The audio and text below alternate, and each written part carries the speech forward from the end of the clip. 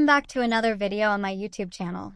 Today I will be solving some past paper questions on the electromagnetic spectrum, so let's get started. Today I will be solving question 7 part A and B from the October-November 2023 session, paper 4 variant 2.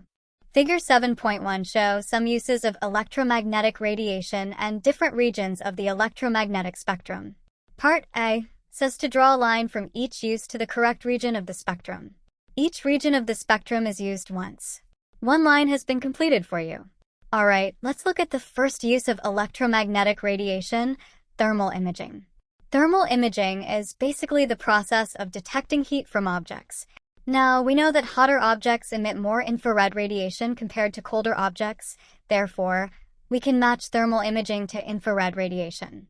Next, we have photography of people's faces. We know that the only type of radiation from the electromagnetic spectrum that can be detected by the human eye is visible light. So we can match it with visible light. Lastly, we can just match the remaining ones together, but let's just do it to make sure that our answer is right. For sterilizing medical equipment, we need the type of radiation that can kill or denature bacteria. This type of radiation would also have the most energy. We know from the electromagnetic spectrum that gamma rays have the most energy, so we can match those two together.